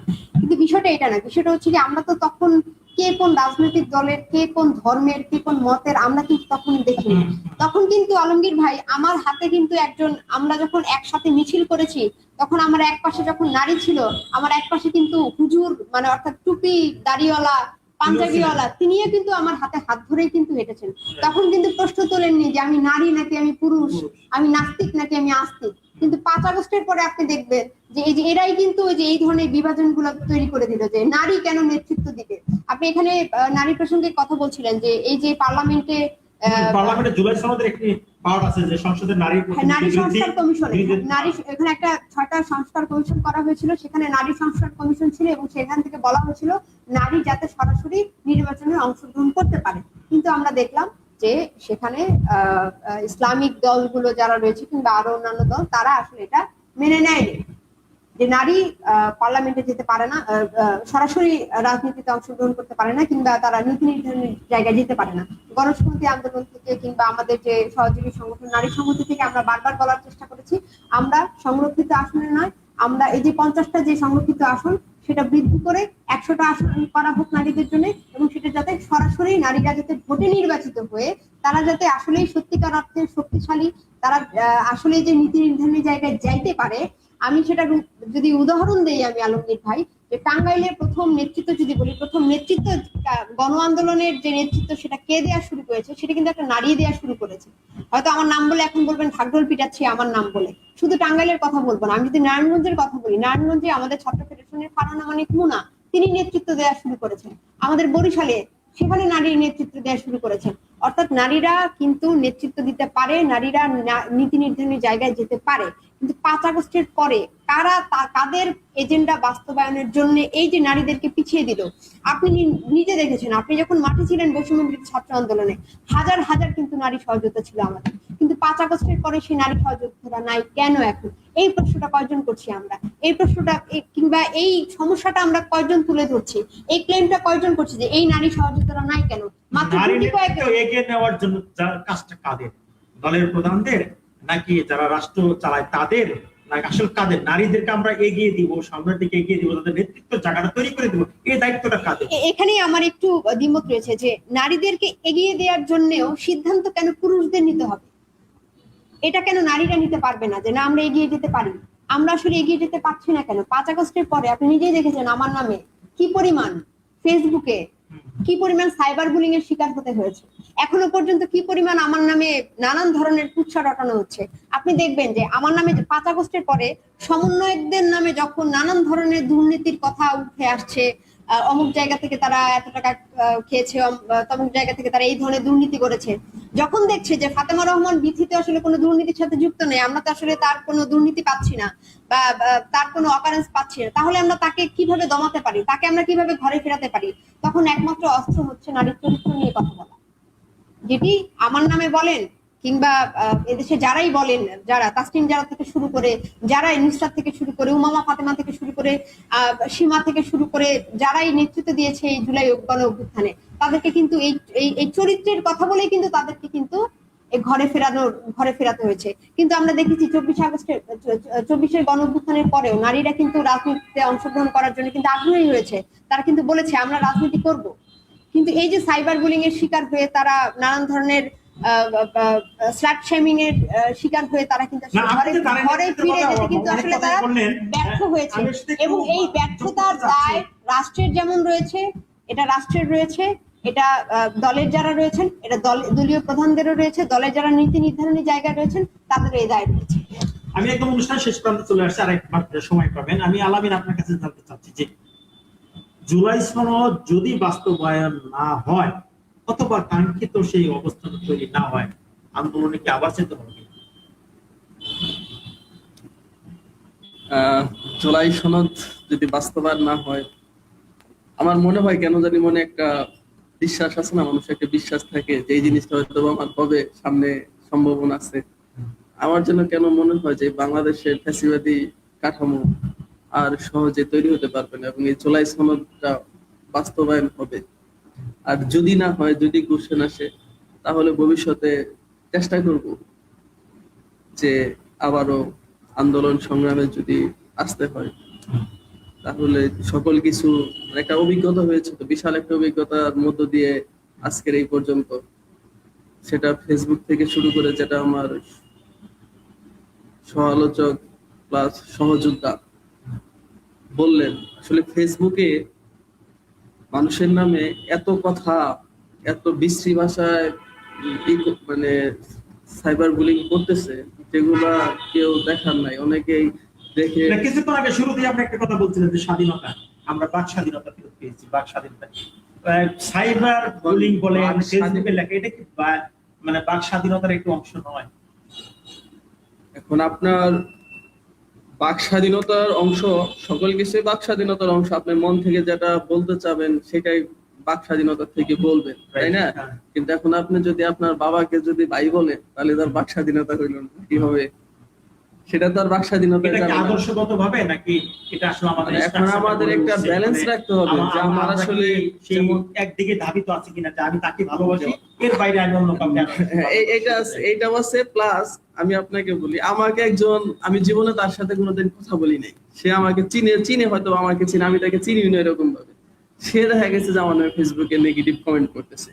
আমরা তো ফেসবুকে এটাও দেখেছি আলামিন কোটি কোটি টাকার মালিক হয়ে গেছে। সুন্দর একটা প্রশ্ন করছেন, আজকে আপনাদের মাধ্যমে এই জিনিসটা কিছু বলি আর কি, হয়তোবা সুযোগ হলে সামনে বলবো, এখনই বলতে চেয়েছিলাম না, সামনে বলতাম।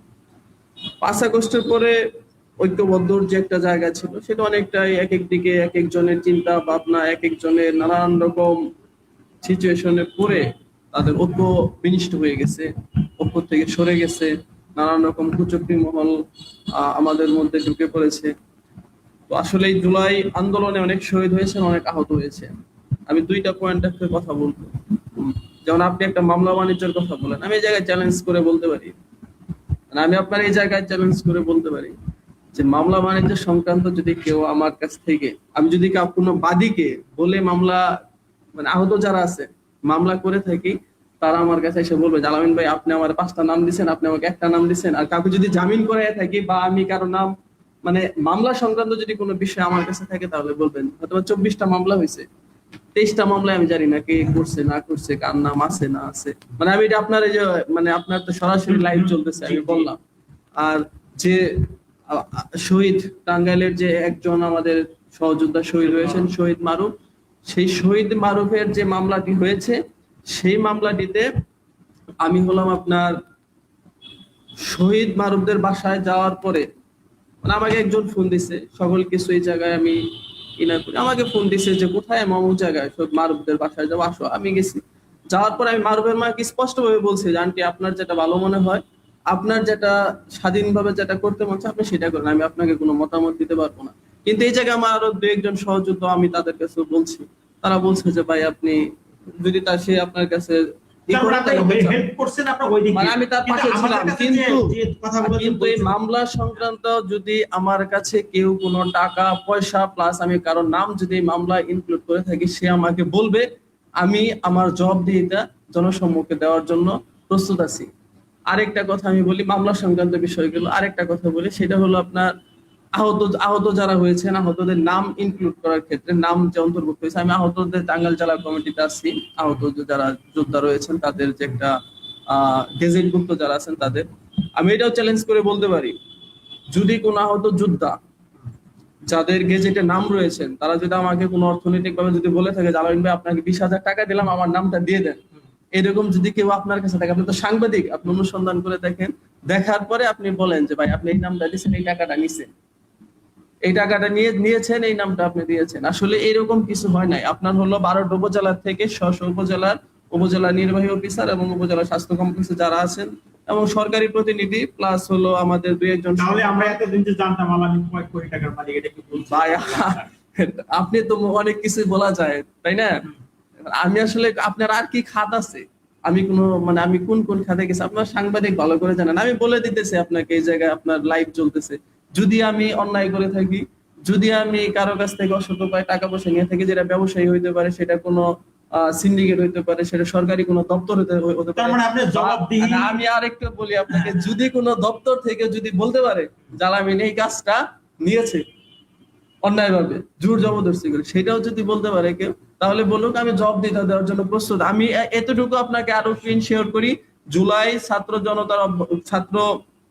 জনতার অভ্যুত্থানের পরে অনেকেই কিন্তু এই জায়গায় কিন্তু 30-40-50 হাজারের মতন স্টুডেন্ট প্লাস শ্রমিক, রিক্সা চালক, মানে নানান শ্রেণী পেশার মানুষ কিন্তু আন্দোলনে সম্পৃক্ত হয়েছে। তাদের কিন্তু জানের একটা ভয় ছিল কিন্তু সেই ভয়টা কিন্তু তারা ওই সময় পায় নাই। অনেক মা বোন আমাদেরকে রাস্তা দিয়ে নানা পানি দিছে, বিস্কুট দিছে, অনেকভাবে সহযোগিতা করছে, লাঠি বাড়াই দিছে। তো দেখেন, এই যে একটা অবস্থানের পরে যখন 5 আগস্ট হইলো, তখন কিন্তু এই 40, 30, 40 বা 20,000, আমি তো মিনিমাম 20,000 স্টুডেন্ট প্লাস সকল শ্রেণী পেশার মানুষকে যদি গণনা করি, 20,000-এর ভিতরে আপনি 500 জন লোকও কিন্তু 5 আগস্টের পরে মাঠে ওইরকম ভাবে ছিল না, ওইরকম ভাবে কিন্তু ছিল না। তারা যার যার কাজে চলে গেছে, আমরা কয়েকজন ছিলাম। এখন অনেক আহত জুলাই যোদ্ধা। আমরা একদম শেষ প্রান্তে চলে আসছি। আরেকটা মিনিট আমি সময় আপনার কাছ থেকে চেয়ে নিচ্ছি। অনেক আহত জুলাই যোদ্ধা ছিল, অনেক শহীদ পরিবার ছিল। অনেকেই বলে যে শহীদ পরিবারকে আমরা হলো নানান রকম ভাবে হুমকি দামকি দেওয়ার চেষ্টা করছি। আমি এই জায়গায় বলে দিচ্ছি, মারুফের মা অনেক কথা অনেকেই অনেক ভাবে নিয়ে আসতে পারে মার কাছ থেকে, কিন্তু মারুফের মার মনের বা তার কথার বাহিরে আমি যে রিপিট কোশ্চেন করে তাকে যে একটু উচ্চস্বরে কথা বলবো, আমি কোনোদিন বলি নাই। এবং আমি প্রশাসনের সাথে কাজ করছি, আমার কাছে হিসাব চাইছে আমার সহযোদ্ধারা, আমি তাদেরকে হিসাব দিচ্ছি। এখন আমি বলি, যদি এই প্ল্যাটফর্ম থেকে কোনো অন্যায় করে থাকি, কারো কাছ থেকে যদি টাকা নিয়ে থাকি, অর্থ নিয়ে থাকি, অর্থের বিনিময়ে যদি কোনো কাজ করে থাকি, আমার কাছে আসবে, তাকে নিয়ে আমি আমার স্বচ্ছতার জায়গা থেকে আমার যে জবাবদিহিতা দেওয়া প্রয়োজন আমি দিব। এরকম আমি আপনাদের সামনে লাইভে বলে গেলাম। আমি দায়িত্ব পালন করছি, আমার সময় পাবেন। আমি ফাতেমা রহমান বিথি, আমি আপনার কাছে আসছি, সেটা হলো যে আমরা একদম অনুষ্ঠান শেষ প্রান্তে আসছি। জুলাই সনদের মানে 5ই আগস্টের পরে অনেক আলোচনায় আসছে, বৈষম্যবিরোধী ছাত্র আন্দোলনে যারা নেতৃত্ব দিয়েছে তাদেরকে নিয়েছে, এবং আপনারা বলছিলেন যে আপনি অনেক বুলিং এর শিকার হয়েছেন এবং অনেক সমালোচনার শিকার হয়েছেন ইত্যাদি ইত্যাদি। এই যে একটা রিউমার সবসময় আসে রাজনীতিবিদদের এবং যারা মাঠে থাকে তাদের প্রতি, সাধারণ মানুষ বুঝে করুক না বুঝে করুক ইত্যাদি ইত্যাদি, এটাকে আপনারা আসলে কখনো কোট করেন কিনা? এক। আর 2 নম্বর হলো যে এই যে মানুষের যে আলোচনা সমালোচনা, এটা একটা কথা গ্রাম্য ভাষায় বলে যে কিছু না থাকলে কিছু হয় না। অনুরূপ ভাবে কি এটার সাথে জুলাই যোদ্ধা আর সহযোগী যারা আছেন আপনারা আন্দোলনের, আপনারা কোনো ইনভলভ আছেন? একদম শেষ প্রান্তে আপনার শেষ কথা। আচ্ছা, প্রথমত বলি যে যারা রাজনীতি করি, রাজনীতিবিদ, তাদেরকে নানান ধরনের আহ, আহ, সমালোচনার শিকার হতে হয়। এখন বিষয়টা হচ্ছে যে সমালোচনা আর গালি বিষয়টা এক কিনা, কিংবা গালি আর বাক স্বাধীনতা আসলে এক কিনা। আপনি রাষ্ট্রের কি বলে মানে বাক স্বাধীনতা বলতে যেটা বোঝায়, ধরেন যে রাষ্ট্রনীতি, সমাজ বা কোনো ব্যক্তির আপনি গঠনমূলক সমালোচনা করছেন, সেটা হচ্ছে আপনার বাক স্বাধীনতা।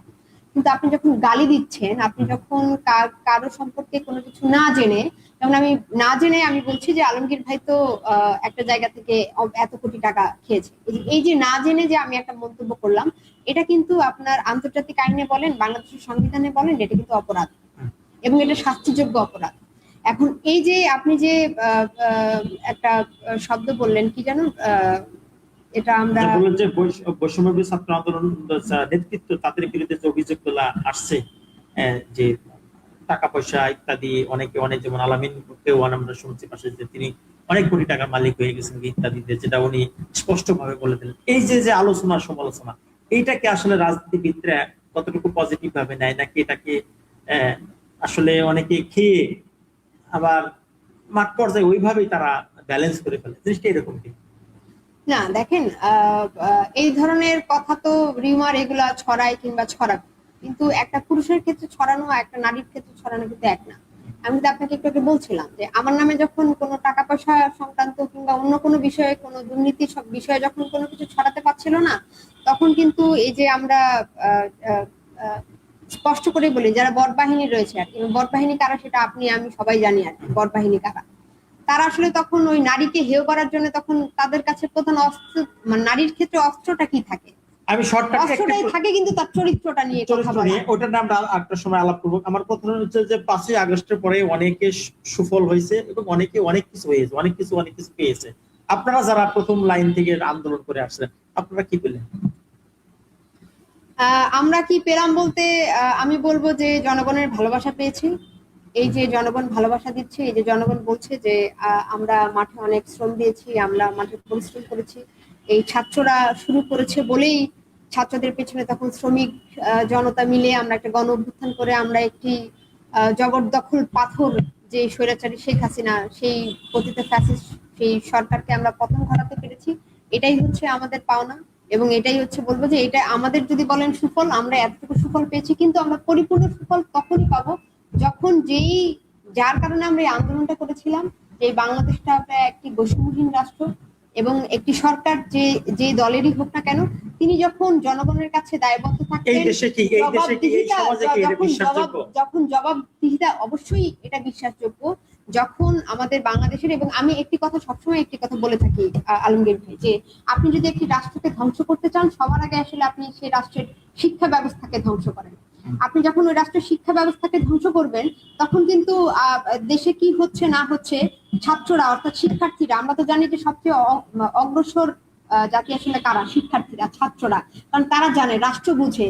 এই যে বড় বড় রাজনীতিবিদ দেখছেন যারা করছেন, তারা কিন্তু সবাই পড়াশোনা করে, বিভিন্ন পাবলিক বিশ্ববিদ্যালয় বলেন, জাতীয় বিশ্ববিদ্যালয় বলেন, অর্থাৎ পড়াশোনা করে ছাত্র অবস্থায় রাজনীতি করে, এরপরে কিন্তু তারা এমপি, মন্ত্রী, মিনিস্টার, যেটাই প্রধানমন্ত্রী, তারা কিন্তু একটু সেটা করছেন আর কি। কোট টু কোট করি, সেটা হলো কি যে 5ই আগস্টের পরে আমরা বড় বড় রাজনৈতিক দলের নেতাদের আমরা দেখেছি যে অনেকে ব্যাংক দখল করছে, আবার অনেকে ইন্ডাস্ট্রি দখল করছে, আবার অনেক অনেক কিছু করছে। আপনারা কেন করতে পারলেন না? আমরা করতে পারিনি কারণ আমাদের একটি নীতি রয়েছে, আমাদের একটি আদর্শ রয়েছে। আমাদের নীতি এবং আদর্শ সবসময় রয়েছে যে শ্রমিক, খেটে খাওয়া প্রান্তিক জনগোষ্ঠীর যতদিন না পর্যন্ত তাদের ন্যায্য হিস্সা আদায় করতে না পারছে, ততদিন পর্যন্ত আমরা লড়াই সংগ্রাম করে যাবো। সুযোগ পাইলে করবেন, এটা আমাদের সুযোগ পাইলে করবেন। সুযোগ পাইনি বিষয়টা তো এরকম না, আমাদের কাছে কি অফার আসেনি? প্রত্যেকের কাছে, আলামিন মানে ওর কাছে জিজ্ঞেস করে দেখেন, ওর কাছে অফার আসে নাই? প্রত্যেকটা সমন্বয়ের কাছে একটা আপনার হচ্ছে গিয়ে কোনো না কোনো এই ধরনের দুর্নীতিগ্রস্ত অফার এসেছে। কিন্তু আমি কোনটা রাখবো, আমি কোনটা করবো না, আমি কোন আদর্শে বিশ্বাসী, সেটা তো আমি সৎ থাকবো কি থাকবো না, সেটা আমার নিজের কাছে। আমি নিজের কাছে দায়বদ্ধ, আমি তো জনগণের প্রতি দায়বদ্ধ। তাহলে আমি কেন এটা করবো? সুযোগ পাওয়া সত্ত্বেও আমি সেটা কেন করবো? কত শতাংশ রাজনীতিবিদ নিজের কাছে দায়বদ্ধ?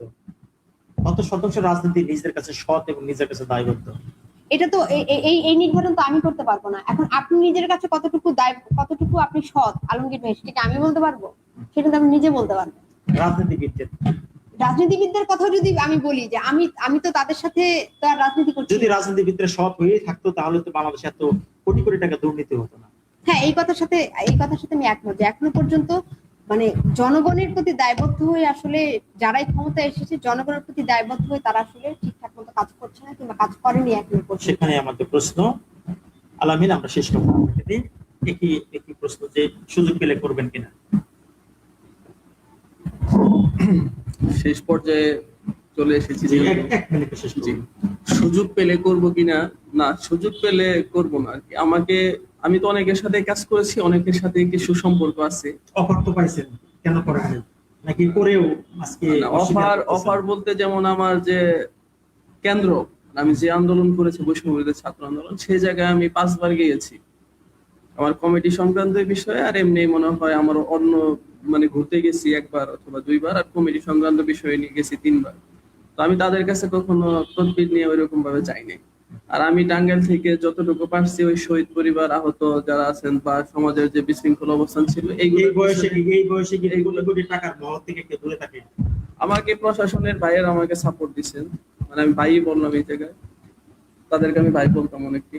ওনারা বলতো যে সুযোগের অভাবে কিছু মানুষ সুযোগের জন্য অপেক্ষা করে, আবার কিছু লোক সুযোগ পেয়েও করে। আমাকে তারা বুদ্ধি দিত, মানে পরামর্শ দিত যে এই কাজ। তারা অনেকে যারা বদলি হয়ে চলেছে, তারাও আমাকে মাঝে মাঝে ফোন দিয়ে বলতো যে আলামিন, এই কাজটা এরকম ভাবে করা যাবে না, এই জিনিসটা করা যাবে না, তোমরা সামনের জাতির উজ্জ্বল ভবিষ্যৎ, তোমরা স্থিতিশীল থাকো, তোমরা নমনীয় থাকো। তোমাকে আমার, মানে আমাকে ব্যক্তিগতভাবে বলছে যে তোমাকে আমার ভালো লাগছে, তুমি হলো সামনের দিকে এগিয়ে যাও।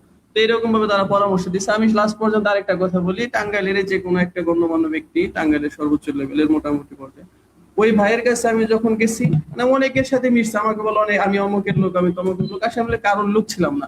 কিন্তু ওই ভাইয়ের কাছে আমি যেদিন থেকে ভাইয়ের সান্নিধ্য পেয়েছি, ওই দিন থেকে আমি আরো নমনীয় হয়ে গেছি। আমি আমার নিজের যে ভীষণ চিন্তা ভাবনা সকল কিছু একটা পর্যায়ে নিয়ে এসে, সহনশীল পর্যায়ে নিয়ে এসে আমি আমার কার্যক্রম পরিচালনা করছি। তারপর থেকে দেখছি যে না, আমি আলামিন আগে যেমন ছিলাম তার সাথে আমার সম্মানটা আস্তে আস্তে বৃদ্ধি পাচ্ছে। এই জন্য আমি এই জায়গা থেকে ওই ভাইটার নাম বলবো না, ওই ভাইয়ের প্রতি আমি কৃতজ্ঞ, এটা সারা জীবনই থাকবো। যারা দেখছেন সকলকে ধন্যবাদ জানিয়ে আমি আমার অসংখ্য ধন্যবাদ। সুপ্রিয় দর্শক, দেশের কিছু বাইরে থেকে যারা অনুষ্ঠানটি দেখলেন, আপনাদের সকলকে আবারও ধন্যবাদ জানাচ্ছি। আসলে রাজনীতিবিদরা যারা, তারা যদি সৎ হয়ে থাকে, তারা যদি সৎ হয়, তাহলে এই দেশটা এগিয়ে নিতে কিন্তু আমাদের খুবই একটা সমস্যা হবে না। এই দেশটাকে আমরা সিঙ্গাপুরের কথা বলি, আমেরিকার কথা বলি, ইউরোপ কান্ট্রির মতো অনেক উদাহরণ দিয়ে থাকি। সেই উদাহরণগুলো তখনই কাজে লাগবে যখন রাজনীতিবিদরা সৎ চরিত্র মধ্য থেকে এবং সততার মধ্য থেকে রাষ্ট্র কাঠামো অবলম্বন তৈরি করবেন এবং রাষ্ট্র পরিচালনা করবেন, এবং প্রত্যেকটা অবকাঠামো গুলো যেখানে যেখানে সততা থাকবে, তাহলে কিন্তু এই দেশটাকে সুন্দর করে আমরা সে মালয়েশিয়া বলি, সিঙ্গাপুর বলি, ইউরোপ কান্ট্রি বলি, এই দেশটা করা সম্ভব। কারণ এই দেশের মানুষ কঠোর পরিশ্রম করতে জানে, এই দেশের মানুষ পরিশ্রম করে টাকা উপার্জন করতে জানে, এই দেশের মানুষ বিদেশে গিয়ে রেমিটেন্স আনতে পারে এবং রেমিটেন্সের উপর নির্ভর করতেছে এই দেশ। গার্মেন্টস সেক্টরটা অনেক ভালো। সবকিছু মিলেই যদি ভালো থাকে, তাহলে কেন আমাদের দেশটা ডেভেলপ হচ্ছে না, উন্নতি হচ্ছে না এবং উন্নয়ন হচ্ছে না? দোষটা আসলে কাদের? এই দোষ এবং উত্তর খোঁজার জন্য হয়তো আগামীতে আপনাদের সাথে আবারও যুক্ত হব অন্য কোনো আলোচকদেরকে নিয়ে। আজকের মধ্যে বিদায় নিচ্ছি। সবাই ভালো থাকুন, সুস্থ থাকুন, নিরাপদে থাকুন। আল্লাহ হাফেজ। আসসালামু আলাইকুম।